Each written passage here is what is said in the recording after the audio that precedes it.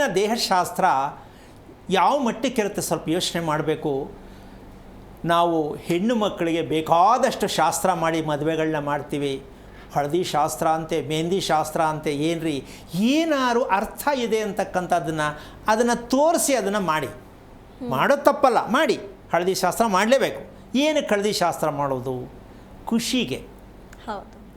ಆ ಮದುವೆ ಅಂತಕ್ಕಂಥ ಖುಷಿಯಲ್ಲಿ ಹಳದಿ ಶಾಸ್ತ್ರ ಮಾಡಿದಾಗ ಮದುವೆಯಲ್ಲಿ ಯಾವಾಗಲೂ ಗಂಡು ಹೆಣ್ಣು ಖುಷಿಯಾಗಿರಲಿ ಅಂತ ಆ ಒಂದು ಎಣ್ಣೆ ಸ್ನಾನ ಮತ್ತು ಹಳದಿ ಸ್ನಾನ ಮಾಡ್ತಾರೆ. ಇತ್ತೀಚೆಗೆ ಮೆಹಂದಿ ಇರಬಹುದು, ಮಾಡ್ಕೋಬಹುದು, ಅದು ಶಾಸ್ತ್ರದಲ್ಲಿ ಇದೆ, ಇಲ್ಲ ಅಂತಿಲ್ಲ. ಹೀಗೆ ಒಂದೊಂದು ಅರ್ಥಗರ್ಭಿತವಾಗಿರ್ತಕ್ಕಂಥ ಹೆಣ್ಣಿನ ದೇಹದ ಮೇಲೆ ಇರತಕ್ಕಂಥ ಒಂದೊಂದು ವಿಚಾರಗಳು ಕೂಡ ತಿಳಿಸೋದೇ ಆದರೆ ಹೆಣ್ಣು ಎಷ್ಟರ ಮಟ್ಟಕ್ಕೆ ಶ್ರದ್ಧೆಯನ್ನು ಅನುಸರಿಸೋದಕ್ಕೆ ಕಾರಣ ಆಗತ್ತೆ. ಶ್ರದ್ಧೆ ಏನಕ್ಕೆ ಬೇಕು ಹೆಣ್ಣಿಗೆ? ಶ್ರದ್ಧೆ ಅಲ್ವಾ? ಆ ಶ್ರದ್ಧೆಯ ಮೂಲ ಅರ್ಥ ಜ್ಞಾನ ಮತ್ತು ಜಾಗೃತಿ. ಅಂದರೆ ನಾನು ಎಲ್ಲಿದ್ದೀನಿ, ನಾನು ಏನು ಕೆಲಸ, ನಾನು ಹೇಗೆ ನಡ್ಕೋಬೇಕು, ಯಾರಿದ್ದಾರೆ, ಮಾತಾಡಬೇಕಾ ಬಾರ್ದಾ, ಪ್ರತಿಯೊಂದು ಪ್ರಜ್ಞೆಯನ್ನು ಆಟೋಮೆಟಿಕ್ ಅದು ರಿಯಲೈಸ್ ಮಾಡ್ತಾ ಹೋಗುತ್ತೆ. ಎಷ್ಟೆಲ್ಲ ಅರ್ಥಗರ್ಭಿತವಾದ ವಿಚಾರ.